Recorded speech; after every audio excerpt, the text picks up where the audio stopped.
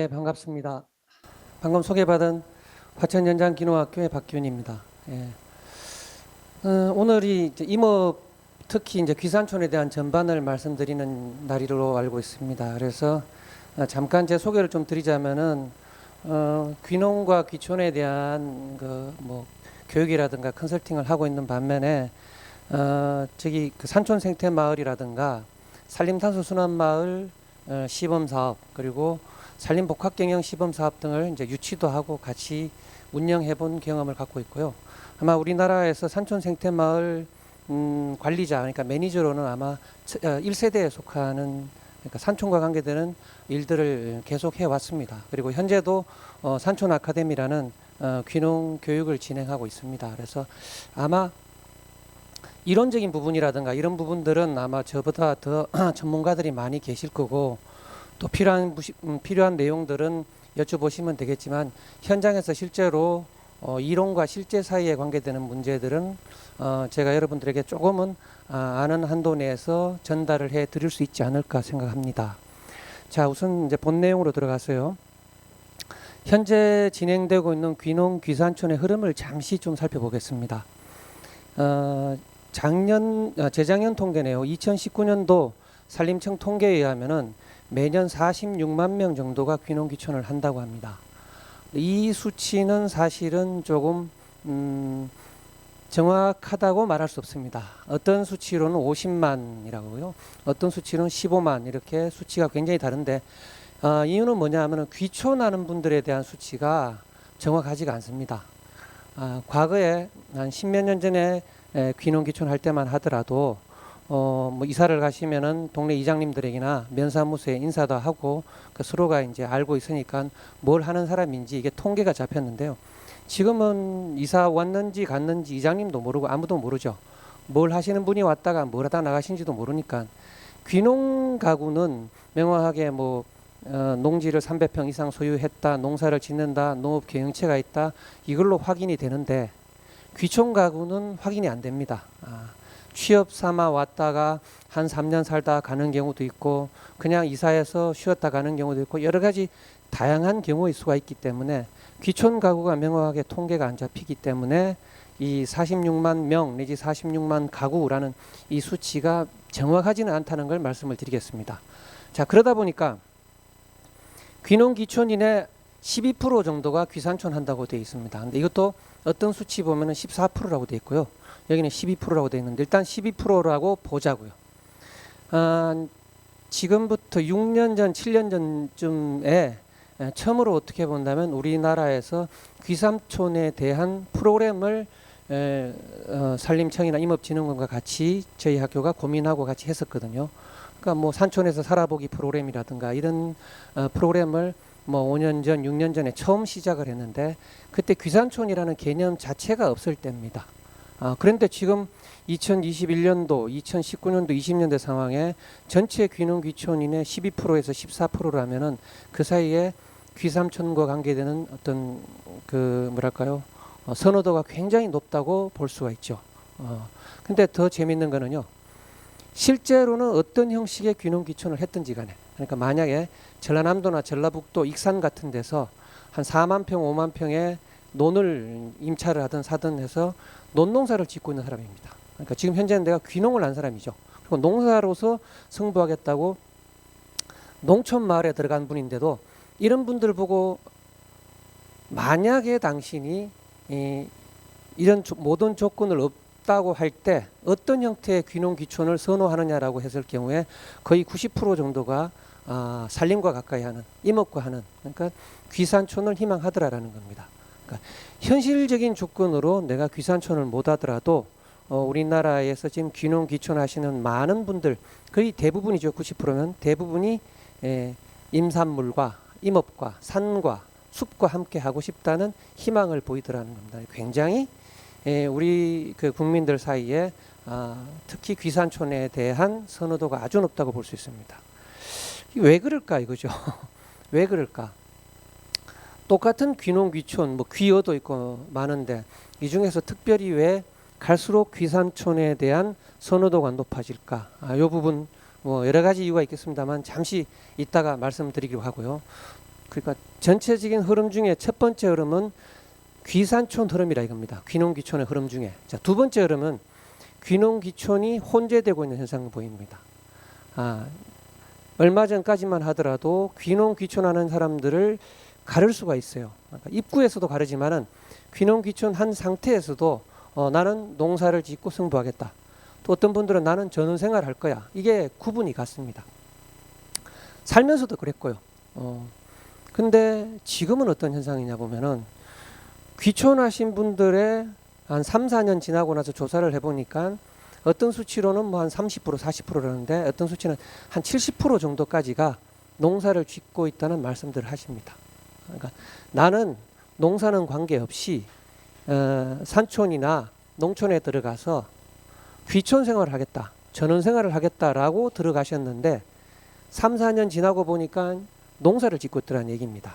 그것도 적은 규모가 아니라 몇천 평 단위로 생업과 관계되는 농사를 짓는 분들이 굉장히 많아지더라 이겁니다. 그러니까 들어가는 문은 다른데 들어가서는 혼재되더라 이겁니다. 그래서 구분을 할 수가 없더라. 근데 이게 왜 그럴까라는 겁니다. 왜 그럴까? 첫 번째 원인은 평균 수명이 너무 길어졌어요. 우리가 그 과거에 우리 수명이 뭐 환갑을 넘기거나 진갑을 70을 넘기면 굉장히 뭐랄까 아름답게 좋게 보던 때를 넘어서서 지금은 평균 수명이 거의 90에 가깝지 않습니까? 55세나 58세 전후로 은퇴를 하고 제2의 인생을 살겠다고 뭐 농촌 마을이든 산촌 마을이든 들어갔다 쳐요. 그러니까 본인은 어떻게 생각하십니까? 나는 이제 제2의 인생을 살 정도로 나이도 들었고 이제 뒷전에 물러날 나이가 돼서 시골에 와서 조용히 살아야지라고 들어온다 이겁니다. 근데 현실은 어떻습니까? 대한민국 농어 산촌 마을의 청년 회장님의 평균 연령이 다 70대죠. 그러니까 어떻게 돼요? 나는 조용히 살고 싶고 나는 조용히 정자에 앉아서 색소폰 불고 싶은데 뻑 하면 전화가 오는 거죠. 여기 이장인데 오늘 마을 부역이 있으니까 젊은 놈이 뭐하냐? 일 좀 하자 이거죠. 그리고 젊은 놈이 뭐하냐? 교육 좀 같이 가자. 젊은 놈이 뭐하냐? 행사 좀 같이 가자. 이러는 겁니다. 자, 마을에 계시는 이장님이나 집행부들 입장에서는 지금 이 시기에 굉장히 바쁠 때죠.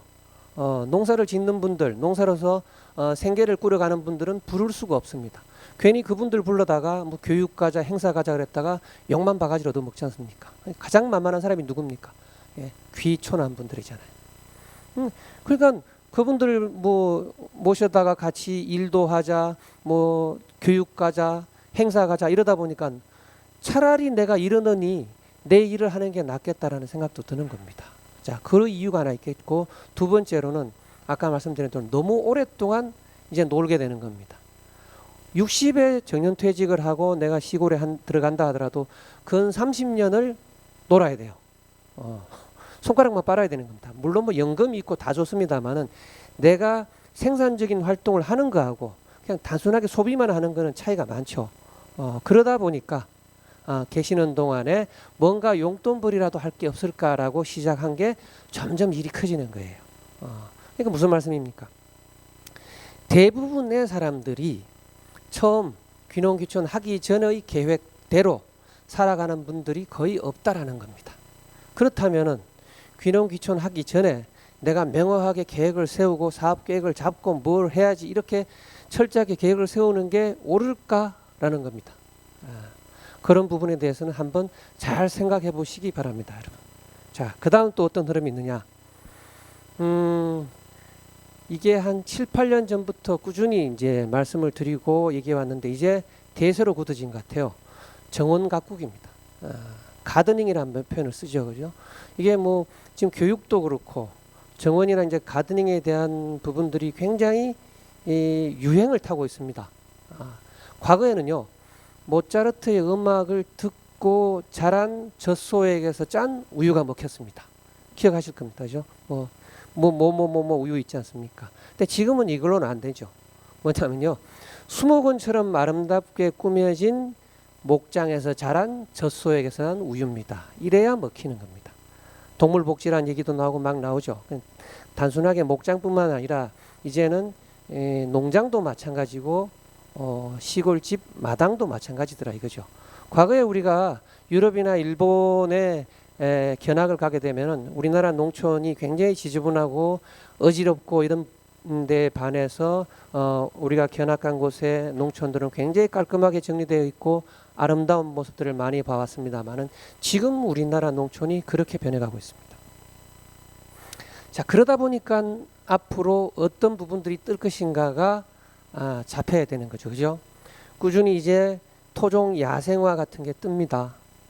야생화 농원, 야생화를 파는 게 뜨죠. 두 번째, 국산이든 외국에서 들어온 종목이든 간에 아름다운 꽃나무를 뜨죠. 그러니까 야생화나 꽃나무를 길러서 파는 쪽이 뜨겠죠.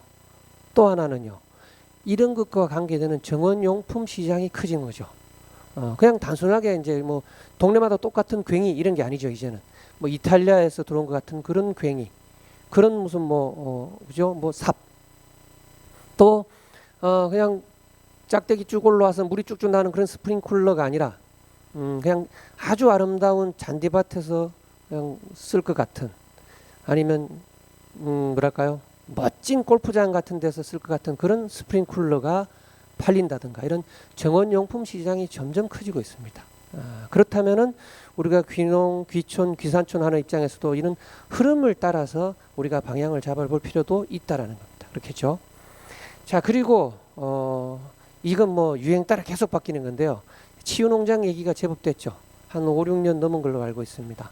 지금 다시 치유농장 얘기가 계속 나오고 있고요. 사회적 농업에 대한 얘기가 나와 있고, 이런 흐름들은 계속 바뀝니다. 한편으로는 이 부분이 바람직하냐 안 하냐라는 말은 있습니다. 왜 그러냐면요. 이게 사실은 농업 농촌의 큰 부분 중에 다양한 역할 중에 하나입니다. 우리가 생각할 때 농업 농촌, 여기 포함에는 산촌도 포함인데, 여기서는 단순하게 뭔가 농산물, 수산물, 임산물만 생산하는 기능으로 생각할 수가 있는데 사실은 그렇지가 않죠. 그죠? 교육의 기능, 치유의 기능, 그리고 체험, 관광, 모든 기능들을 같이 갖고 있는 겁니다. 근데 그동안 어떻게 해왔는가 하니, 우리 이 농업 농촌의 포괄적인 여러 다양한 가치와 다양한 역할 중에 한 부분씩 빼먹어 왔어요. 그 전까지는 뭐 체험 농장, 그렇죠? 관광 농장, 교육 농장으로 이제 빼먹다가 지금은 또 치유 농장, 뭐 사회적 농장으로 빼먹는 분위기인 겁니다. 이게 만약에 정부에서 치유 농장을 할 수 있도록, 그리고 교육 농장을 할 수 있도록 제도적인 부분을 보완해 놓는 걸로만 가면은 괜찮겠습니다만은, 치유 농장 한다고 그 부분에 보조금을 준다든가, 교육 농장 한다고 보조금 준다든가, 사회적 농장 한다고 보조금 준다든가, 이런 방식을 잡고 나가니까 계속 이렇게 유행이 지나가게 되는 겁니다. 하여튼 이런 흐름이 지금 있다라는 겁니다. 이런 흐름 하에서 볼까요? 자, 제가 아까 잠깐 말씀드렸다시피, 과연 그러면 지금 우리나라의 40대 후반 이후의 성인 남성분들의 절대적인 지지를 받고 있는 이 귀산촌은 도대체 왜 이렇게 붐을 타고 있을까라는 겁니다. 아이러니하고 굉장히 웃기는 게, 저도 이게 장난인 줄 알았습니다만은 나는 자연인이다라는 특정 TV 프로그램의 영향도 굉장히 강하더라는 얘기입니다. 이 TV 프로그램을 요즘은 여성분들도 굉장히 많이 보는 것 같아요. 그리고 제가 최근에 TV가 생겨갖고 쭉 돌려보니까요, 동시간대에 케이블 뭐 쭉 포함해서 최소한 3군데 아니면 4군데가 이 프로그램을 방영하고 있고, 2군데 정도가 전원일기를 방영하고 있습니다.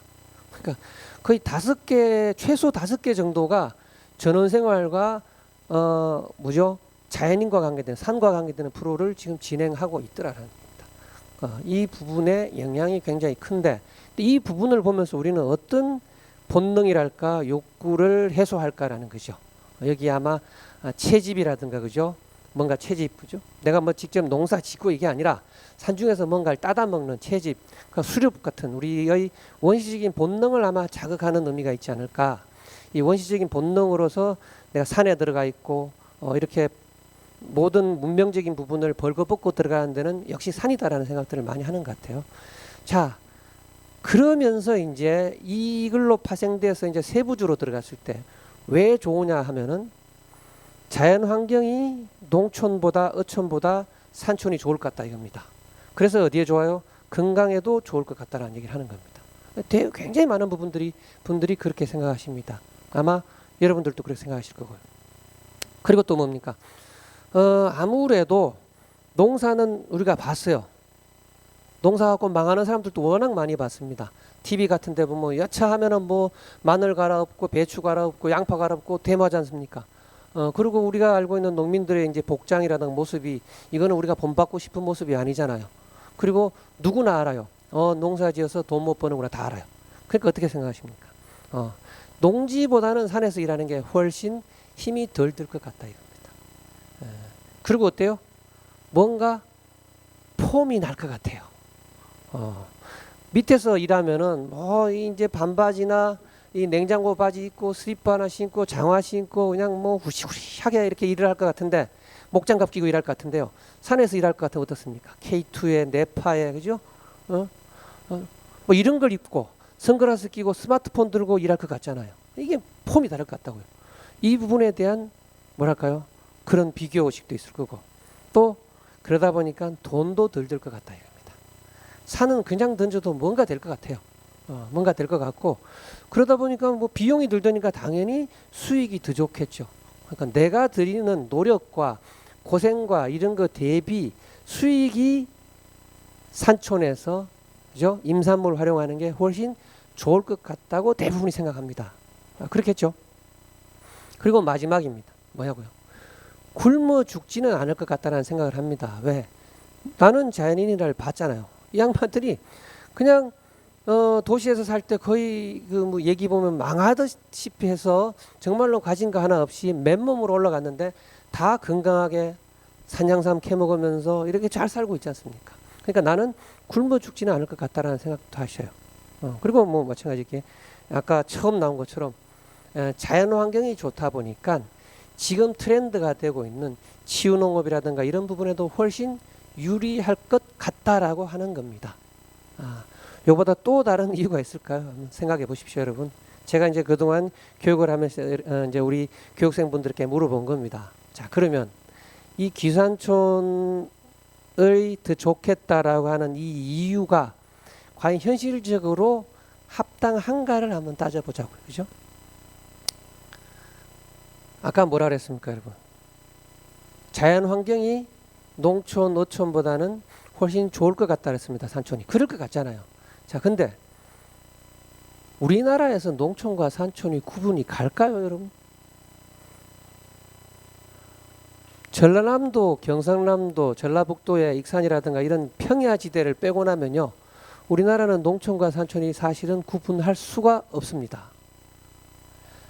경상북도죠. 문경이 산촌입니까? 농촌입니까? 어떻게 얘기할 거예요? 경상북도 봉화는 머릿속에 농촌이 박혔습니까? 산촌이 박혔어요? 산촌이 박혔어요, 여러분. 전라북도 진안은요. 우리는 산촌이라고 생각을 해요. 그러잖아요. 근데 다 농촌이라고 생각하잖아요. 그런데 귀농하는 걸. 제가 살고 있는 강원도 화천은 산촌입니까? 농촌입니까? 라는 얘기입니다, 여러분. 하다못해 면사무소가 있는 면소재지도 이제는 산촌 생태마을 사업을 받을 수 있는 산촌 마을에 들어갑니다. 2007년도에 제가 살고 있는 마을이 산촌 생태마을 사업을 냈을 때 그 전까지는 이게 거부당했습니다. 왜? 면소재지라서. 근데 그때 면소재지도 일정 부분 이상의 산촌 마을 요건에 해당되면은 가능하다고 해서 저희가 산촌 생태마을 사업을 받았거든요. 그러니까 면소재지조차도 산촌이에요. 같은 면 내에서도 어떤 마을은 평지만 잔뜩 있는 마을이 있습니다. 그 마을은 농촌이겠지만 같은 면 내에서도 어떤 면으로 가면요. 어떤 마을로 가면 오직 산촌 마을이죠. 그러니까 우리나라의 대부분의 마을은 사실은 농촌이고 산촌입니다. 산촌 마을이 곧 농촌 마을이고. 그러니까 자연 환경이 뭐로 아니면 그걸로 구분할 수가 없다라는 겁니다. 그러니까 우리가 생각하는 물질적인 조건으로 농촌과 산촌 구분하기가 사실은 우리나라는 쉽지가 않습니다. 자, 그리고요. 뭐라 했습니까? 농지에서보다 힘이 덜 들고 돈도 덜 들고 수익이 좋을 것 같다 그랬죠. 그러면 이제 산림에서 산에서 경영하는 거하고 일반적인 평지에서 경영하는 게 어떤 게 더 경제적인가를 봐야 될 거지 않습니까? 참 재밌는 게요. 기존 임업인들은, 기존 임산물들은 우리가 알고 있는 대부분은 산에서 자꾸 내려옵니다. 산에서 노지로 내려오고요. 노지에서 어디로 내려옵니까? 비닐하우스로 내려옵니다. 왜 그럴까 그죠? 근데 반대로 우리 귀농 귀촌하는 분들은 거꾸로 올라가려고 그래요. 기존 임원분들은 내려오는데 우리는 올라가. 이게 흐름이 반대 방향이라는 얘기입니다. 이게 제가 볼 때는 제일 핵심이라고 보거든요. 과연 왜 그럴까 그죠?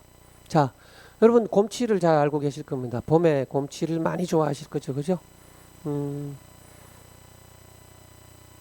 곰치는 곤달비랑 같은 과입니다. 생긴 것도 거의 똑같아요. 구분을 잘 못해요. 근데 어떻게 차이 나느냐? 향이 곰치가 약간 더 진해요. 그리고 재배를 해보면요, 곤달비는 수확이 좀 일정하게 나오고 양이 많이 나옵니다.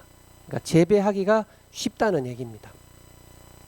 자, 우리가 많이 알고 있는 봄에 곰치를 사 먹으면은 양구곰치라는 상표를 가진 곰치를 사 먹습니다. 사실 실제로는 이게 곤달비입니다, 여러분. 인제곰치라고 되어 있는 거는 곰치입니다. 근데 우리가 알고 있는 이 곰치의, 그러니까 곤달비의 대부분은 비닐하우스 재배입니다. 근데 왜 이렇게 되느냐 이거죠. 그건 서울에 계신 분들을 이렇게 이제 블라인드 테스팅이라고 그러죠. 눈을 이제 가리고 곰치와 곤달비를 갖다 놓고 드셔보시고 어느 쪽이 먹기에 더 좋은가라고 그러면은 10명 중에 7, 8명은 곤달비를 고릅니다. 왜? 향도 거북하게 강하지가 않고 산나물 특유의 쌉싸름한 맛은 있으니까 곤달비를 더 골라요. 그러면요, 실제로 그 뭐랄까 농산촌에 계시는 분들은요, 곤달비를 먹니 곰치를 먹죠. 향이 진하고 좋으니까. 똑같은 얘기입니다. 자, 두릅은 두릅이 있고 개두릅이라는 엄나무 순이 있습니다. 그러면은 우리 도시 분들은 둘 중에 뭘 먹을래 그러면은 두릅 순을 고릅니다. 근데 지역에 계신 분들은 에이, 두릅은 풋내 나고 싫어. 뭐가 좋아요? 향이 더 강한 엄나무 순이 낫죠. 개두릅 순이 낫다는 얘기입니다. 그러니까 무슨 얘기냐면은 도시 계신 분들의 취향과 입맛에 따라서 결정됩니다. 자, 이게 지금 곰치라고 얘기하는 곤달비 재배하는 데입니다. 이렇게 비닐하우스에서 대량으로 재배하는 게 우리가 봄에나 먹는 이 곰치나물이라고 먹는 겁니다. 이걸 더 선호하니까 이게 나오는 겁니다. 키로당으로 값도 똑같습니다. 만약에 인간 재배, 산에서 재배하는 곰치가 키로당 단가가 훨씬 좋다면은 누구나 그렇게 재배하겠죠. 근데 산에서 재배하는 곰치나 비닐하우스 재배하는 곤달비나 큰 차이가 없으니까 뭐 어떻게 해요? 곤달비를 재배하는 게 더 유리하겠죠. 자, 그리고 노지에서 경영하는 때, 그러니까 일반적인 밭에서 천평의 밭에다가 우리가 곰치를 재배할 때 김을 맨다고 생각을 하시면요, 뭐 일꾼들을 뭐 일당 뭐 10만 원이든 얼마든 사서 쭉 김을 매가면 됩니다. 아니면은 풀이 덜 올라오게 부직포라든가 이런 부분들을 미리 처리하고 심으면 되겠죠. 자, 그러면 산에서 곰치를 재배한다고 치자고요. 우리가 알고 있는 산은, 일반적인 산에다가는 곰치를 재배해도 곰치가 살 수가 없습니다, 여러분. 그냥 우리나라 지금 산림은 너무 울창합니다. 너무 울창해서 어때요? 밑에 써놨습니다. 하부 식생이 자랄 수가 없습니다. 독일의 우리가 흑림이 뭐 가문비나무라든가 이런 독일 가문비라든가 이런 흑림을 굉장히 그전에는 성공한 산림 경영의 모범으로 봤습니다. 근데 지금은 어떻게 보냐면요, 이게 너무 소나무 종류 단일 수종으로 빽빽하게 있다 보니까 아래쪽에 아무런 풀도 식물도 생물도 자랄 수가 없는 뭐랄까요, 죽음의 숲이 되더라는 겁니다. 그래서 이 부분에 대한 회의와 반성이 지금 있는 상황이거든요. 우리나라 숲은 어떻습니까? 우리나라 숲도 겉으로 보기에는 굉장히 울창하고 가꾸고 산림 어떤 보호의 선진국이라고 하는데 실제로 들어가 보면요, 이제 먹을 게 없습니다. 너무 울창하다 보니까 아래쪽에 자랄 수가 없죠. 그러니까 어떻게 합니까? 뭔가를 자라게 하려면은, 산나무를 자라게 하려면은 그늘도 있어야지만 반음 반향이라고 햇빛도 비춰야 됩니다. 그러면 전면 나무를 다 베는 삭벌로 하면은 고사리류라든가 특정 고사리, 도라지, 더덕 정도의 특정 산나물은 자라겠지만 일반적인 우리가 알고 있는 곰치, 산마늘 이런 종류는 자랄 수가 없죠. 그러면 간벌을 해야 됩니다. 자, 중간중간에 나무를 베고 숲 가꾸기를 해서 간벌을 한다면은 이제 그 나무 사이로 햇빛이 들어오기 시작합니다. 그러면 산나물만 자라느냐 이거죠.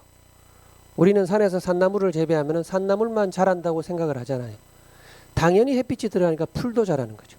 산에서 김 매는 거하고 밑에서 김 매는 게 어떤 게 힘들겠습니까? 어떤 게 인건비가 많이 들겠냐라는 겁니다.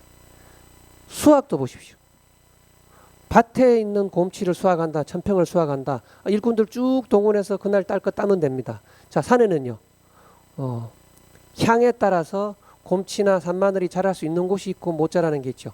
정남향의 햇빛이 계속 드는 쪽은 산나물이 자라기 힘들겠죠.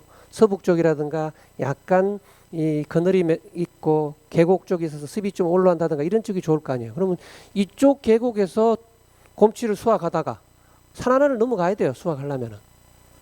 그렇게 하는 거하고 노지에서 수확을 하는 거하고 어떤 게 경영비가 많이 들겠냐라는 겁니다. 근데 우리는 정반대로 생각하는 겁니다. 자, 산마늘과 명이나물도 보십시오. 똑같은 겁니다. 이게 어떤 분들은 명이나물은 울릉도에 자라는 거고 산마늘은 다른 거다라고 우기는데 아니에요. 명이나물은 울릉도에서 부르는 산마늘의 명칭이죠. 똑같은 겁니다. 근데 문제는 뭐냐면은 오대산이 원산지인 산마늘과 울릉도가 원산지인 산마늘이 있는데 이 둘이 같이 있을 경우에 어떤 걸 재배하느냐라는 겁니다. 향을 보면요. 오대산이 원산지인 게 약간 더 진해요. 더 좋을 수가 있습니다. 약성도 더 좋을 수가 있거든요. 근데 문제는 뭔가 하니 울릉도 원산의 산마늘이 잎이 더 넓어요. 그럼 뭐가 나왔습니까? 예, 무게로 파는 거니까 양이 많이 나가는 거죠. 그래서 대한민국 전국에서 재배되는 대부분의 산마늘은 뭡니까? 울릉도 원산의 산마늘입니다. 자, 이런 식입니다, 여러분. 그러니까 재배에 어떤 게 더 경제적이고 또 소비자들이 어떤 것을 더 선호하느냐에 따라서 가는 건데 우리는 산에 가서 재배하면은 막연하게 생각했을 때 더 소득이 좋고 더 편하고 더 괜찮을 거라고 생각하는데 현실적으로는 안 그런 경우가 훨씬 많다라는 겁니다. 자, 우리는 두릅을 어떻게 생각합니까? 아까 보십시오. 봄나물의 제왕이라고 두릅을 먹습니다만은 두릅이 어디서 재배되느냐 이걸 보십시오, 여러분. 봄에 먹는 두릅의 대부분은 비닐하우스 재배입니다. 겨울에 중국에서 두릅나무 대목을 수입해 와서 이렇게 자르죠. 자라서 이렇게 묶어서 바닥에 흙도 안 잊어죠. 이렇게 깔아놓고 물을 주고 키우는 겁니다. 이러면 두릅나무는 이미 죽은 거죠. 근데 물을 주니까 여기 남아있는 영양분으로 뿜어 올립니다. 이게 똑같은 크기로 자라고 어때요? 땅 속에 박힌 게 아니까 부드럽죠. 그리고 난방을 통해서 일찍 올라오는 거니까 예, 가시도 덜 하겠죠. 그러니까 요거는 도시분들이 먹기에 참 좋지 않습니까? 근데 똑같은 두릅을 산과 들에서 재배한 걸 뜯어다 보면 가시 천지에 크기는 들쭉날쭉하죠. 이런 걸 먹을 수 있느냐? 예, 안 된다 이거죠. 어떤 걸 선호하느냐? 똑같이 고르고 부드럽고 이런 걸 더 선호하니까 어때요? 두릅을 어디서 심어요? 예, 비닐하우스에다 재배합니다. 어떤 게 경제적이냐에 따라서 이렇게 달라지더라라는 겁니다. 그러니까 우리가 생각하는 건 완전히 다른 상황입니다. 자, 그리고 아까 말씀드렸죠. 나는 굶어 죽지는 않을 것 같다라는 거예요. 그러면 요즘 왜 그렇게 고라니와 멧돼지는 민가로 내려옵니까? 산에서 그렇게 먹을 게 많은데 여러분. 우리가 50대, 60대에 계시는 분들은 어릴 적을 생각해 보시면 어릴 때 산에서 나무도 해왔지만 굉장히 먹을 것들을 산에서 많이 갖고 온 걸 이해하실 거예요. 그죠? 버섯도 마찬가지고 산나물 종류도 마찬가지입니다. 근데 과거랑 지금은 완전히 다른 상황입니다. 사실상 산 밑에 사시는 분들은 뭘 기다려요? 누가 불 한 번 질러줬으면 좋겠다라는 거죠. 먹을 게 없으니까. 내가 불 지르면 내가 잡혀 들어가잖아요. 그러니까 누군가가 불 좀 질러줬으면 고사리라도 뜯어먹지라는 얘기가 나올 정도로 우리나라 살림도 밑에 하부 식생이 빈약합니다. 그러니까 굶어 죽기 십상입니다. 굶어 죽지 않을 것 같다가 아닙니다, 여러분. 자, 이러한 현실 속에서요. 현재의 귀산촌에 대한 우리의 이제 그 선입견이죠. 생각과 이 속에서 실제적으로 귀산촌을 이제 전략을 세워야 되는데 귀산촌 방향에는 크게 본다면 두 가지가 있는데 이게 이제 귀농할 때의 귀농과 귀촌으로 가는 것처럼 좀 비슷한 양상을 띱니다, 여러분.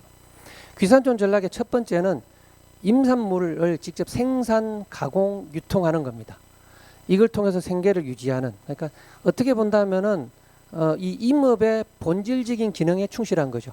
목재, 산채 이런 겁니다. 아까 시간에도 잠깐 말씀을 하는 걸 제가 들었지만은 이러다 보니까 어떻게 돼요? 수익을 얻기 위해서 대규모 규모화를 하는 겁니다. 아까 산에서 재배할 때 밑에 노지나 비닐하우스 재배할 때 말씀드렸지만 산에서 인간 재배를 하려면 훨씬 많은 면적을 필요로 합니다. 일정 정도의 대규모의 면적에다가 거기에다 대규모로 조림을 해놓고 해야 그나마 수익을 올릴 수가 있으니까 규모화가 되는 거죠. 그러니까 누가 주로 하느냐 하면 기존 임업인들이 많이 하고요. 그분들의 자식이라든가 이런 분들 후계 임업인들이 이 부분들을 많이 진행을 하고 있습니다.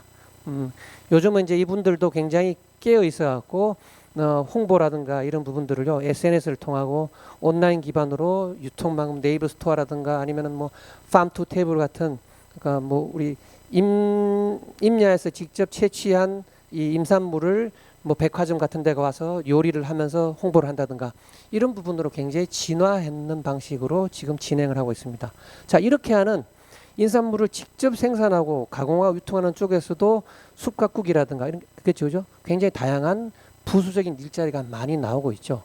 그래서 아마 최근에 그 우리 산림청도 발표를 했지만 숲을 수종을 갱신하는 작업 같은 게 아마 이루어진다고 하는데 그렇게 되더라도 일자리는 아마 많이 생겨날 것 같고요. 그러니까 우리가 귀산촌 할 때도 우리가 임업기계훈련원 같은 데 가보면은 뭐 아보리스트 과정이라든가 숲가꾸기 과정이라든가 이런 많은 전문적인 기능을 우리가 교육받을 수 있는 곳들이 많이 있습니다. 가장 단점은요. 이 규모하고 이러다 보니까 진입장벽이 존재합니다. 우리가 처음에 생각할 때는 농지는 비용이 많이 들어 뭐 구입을 하는데 뭐 평당 10만 원, 20만 원, 30만 원 하는데 근데 어때요? 임야는 뭐 5천 원, 만 원, 2만 원 하니까 굉장히 싸잖아요 라고 합니다. 근데 문제는 뭐냐면요. 규모가 돼야 되죠. 임야를 1000평 살 수 있는 방법은 없습니다, 여러분. 임야는요. 5,000평, 10,000평 이렇게 팔죠. 10,000평짜리 10만 원이면 1,000평짜리 아니 10,000평짜리를 만 원 주고 사는 거는 1,000평짜리를 평당 10만 원 주고 사는 거랑 똑같아요. 그래서 이 규모화를 해야 되기 때문에 일반적인 사람이 들어가기는 여전히 진입 장벽이 존재하더라라는 겁니다. 그렇죠? 자, 그리고 그와 대응하는 또 다른 방법은 우리가 귀농 귀촌할 때 귀촌 방식으로 접근하는 것과 똑같습니다. 이 임업의 주된 기능이 아니라 다양한 부차적인 기능을 활용해서 우리 귀산촌으로 들어가는 방법입니다. 그래서 보면은 뭐 체험죠, 숲 체험 많이 아시잖아요, 그죠? 숲 체험, 뭐 그리고 숲 유치원 이런 것도 있죠. 치유, 숲 치유, 교육이죠. 아까 제가 말씀드렸듯이 숲 유치원이라든가 아니면 뭐 숲 뭐 그죠? 뭐 그 어르신들 뭐 놀 수 있는 요양원이라든가 이런 부분들도 가능할 거고 뭐 관광은 뭐 과거부터 꾸준히 얘기되던 부분이고 이런 부분들을 주된 목적으로 내가 귀산촌 하는 건 방법입니다. 자, 이게 실제로 내용으로 보면 이제 요즘은 굉장히 다양해졌습니다. 그래갖고 아마 산림청이라든가 임업진흥원에서도 아마 이런 부분들이 많이 지금 얘기가 되는 것 같은데 숲치유 부분 있잖아요. 숲치유 부분. 그리고 트리하우스 같은 거요. 산림텃밭도 산림과학원 같은 데서 지금 시범 사업을 하고 있고요. 경기도 안산에 있는 바람들이 농장 같은 데서 하고 있습니다. 그리고 숲에서 나오는 이게 웃기는 건데요. 숲에서 나온 부산물입니다. 나무는. 그렇죠. 그러니까 목공도 생활 목공 같은 목공도 지금은 귀산촌의 한 분야로 지금 얘기를 하고 있는 거죠. 천연염색 그죠. 마찬가지입니다. 그리고 우리가 알고 있는 최근에 산림청에서 하고 있는 사업인 그루 매니저라든가 그루 경영체도 실제적인 이 임업의 주된 기능을 활용하는 쪽보다는 부차적인 기능을 활용하는 쪽이 훨씬 많아요. 물론 숲가꾸기라든가 숲과 생산과 관계되는 그루 경영체도 있지만 그와는 다르게 이 위에 말씀드린 이 부차적인 기능을 활용하겠다 하는 그룹경영체가 훨씬 많은 걸로 제가 알고 있습니다. 그래서 사실상은 이 부분이 지금 현재 귀산촌의 많은 트렌드일 수도 있습니다. 자, 이게 장점은요. 산림과 임업에 대한 접근성을 좋게 하는 겁니다. 시민들이 생각했을 때. 우리가 그전까지는 임업 그러면 굉장히 진입장벽이 아까 제가 높다 그런 것처럼 이미지 자체도 그렇습니다. 임업이라든가 산림을 가려면 굉장히 규모가 있어야 되고 내가 전문가라야 되고 굉장히 뭔가 시설이라든가 기계라든가 이런 거 생각한다면 굉장히 부담스러운 분야였는데 뭐 숲치유다 체험이다 교육이다 그러면은 우리가 친수 공간 그러니까 뭐 강 쪽 이런 것처럼 숲을 우리 시민들과 굉장히 가깝게 접근할 수 있는 친밀감을 형성할 수 있는 굉장히 좋은 활동들이다라는 겁니다. 근데 이게 그런 만큼 지금 이제 굉장히 비판도 있고 부정적인 분야도 갖고 있음을 뭐랄까 거부할 수가 없습니다. 갖고 있다는 얘기죠. 왜냐하면 보시다시피 실제로 임업으로 소득을 올리고 살고 있는 분들이 봤을 때는 이건 뭐 하는 짓이냐 이거예요. 동아리 활동하느냐라는 생각으로 볼 수가 있죠. 이게 지금 숲에 와서 프로그램 하고 나가고 숲에 와서 무슨 천연 염색한다 그러고 이게 과연 이게 무슨 임업이냐라는 겁니다. 이렇게 바라볼 수가 있고요. 또 하나는 이게 지속 가능할 수 있느냐라는 겁니다. 만약에 그룹 경영체라는 식으로라든가 이렇게 자꾸 현재 경영체를 꾸리고 만들어 주는데 이 부분으로 과연 지속 가능하게 소득을 올릴 수가 있느냐라는 게 지금 문제가 될 수 있는 거다라는 거죠. 또 한 부분은요. 이게 결국은 과거에 농촌 체험마을 사업의 껍질만 바꿨었다고도 보는 데가 많아요. 농촌 체험마을 사업이 아까 계속 제가 옷을 갈아입었다 했지 않습니까? 체험마을, 그죠? 교육농장, 뭐 치유농장 계속 옷 갈아입은 것처럼 이것도 마찬가지지 않습니까? 그 당시 과거에 농촌 체험마을 사업에 하던 모든 프로그램을 이제는 어디 갖고 온 겁니까? 그냥 산림이란 이름으로만 갖고 와서 이게 귀산촌의 주된 분야라고 얘기하는 것처럼 보이는 것도 맞다라는 얘기입니다. 그래서 이러한 비판도 지금 받고 있는 상황입니다. 어쨌거나요. 현 상황이고 그리고 이게 부차적인 기능이 활성화되면은 장점으로는 임업에 대한 시민들이 가까워지는 것 반면에 단점으로는 활용과 보존에 대한 논쟁이 앞으로 치열해질 수도 있다라는 겁니다. 트리하우스라는 걸 이제 예를 들자면요. 여러분들이 외국에서 보는 이제 트리하우스를 본다면 실제로 트리하우스입니다. 뭐 몇백 년 된 나무에다가 그 나무 꼭대기에다 집을 딱 올려놨습니다. 이 나무 자체에 어떤 위해를 가지 않고도 하우스가 집을 짓는 게 가능합니다. 근데 우리나라에 있는 트리하우스 대부분을 본다면은 뭐 겨우 요 정도 두께의 몇십 년 묵은 나무 정도에다가 거기다가 뭘 연결해서 집을 올려놨습니다. 과연 저게 트리하우스일까라는 의문도 많이 드는 거죠. 자, 이 부분들이 트리하우스가 좀 더 지금보다 활성화돼 버리고 또 산림 텃밭을 만약에 산림 텃밭이라는 개념을 앞에 있는 산림이라는 개념에다가 강조해 버리면요. 텃밭이 아니라 숲에서 해야만 산림 텃밭이라고 들어간다면은 숲을 임야를 자꾸 훼손해서 도시민들이 개간을 내서 쓰는 텃밭으로 만든다고 이렇게 돼버린다면은 이 활용과 보존에 대한 논쟁이 계속 진행될 거다라는 얘기입니다. 그러니까 어떤 장단점은 있다라는 겁니다. 그래서 제가 드리는 말씀은 마지막입니다. 이 귀농귀촌을 얘기할 때도 마찬가지고 귀산촌을 얘기할 때도 마찬가지인데 저는 이걸 물질적인 장소나 이전의 문제로 풀어나가면 어렵지 않을까라고 봅니다. 산림 텃밭을 산림에서 하는 텃밭 활동이라고 규정 지어버린다면 아까 말씀드렸듯이 산을 훼손한다든가 이런 문제가 일어날 겁니다. 근데 반대로 산림에서 산림과 같은 식생을 생태계를 밑에다가 텃밭에다 조성한다고 생각한다면요. 공원에도 가능하고 정원에도 가능하고 저 비닐하우스에도 가능하겠죠.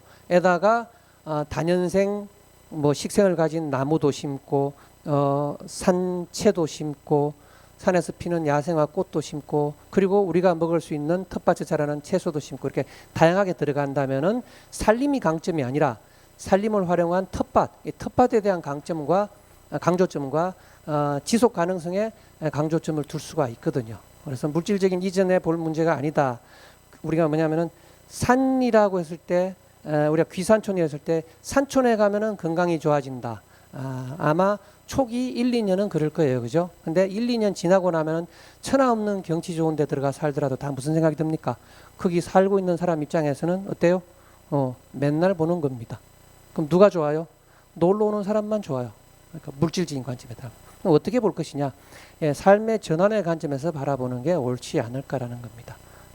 도시에서 우리가 살아가는 것보다는 숲에서 살아가는 게, 숲과 가까이 사는 게 좀 더 생태적이고 좀 더 순환하는 삶이고 좀 더 지속 가능한 삶에 가깝고, 그리고 거기에다가 내가 뭔가를 가꾸고 심는 순간 소비하고 경쟁하고 누군가를 죽이던 삶에서 돌보는 삶으로 바뀌죠.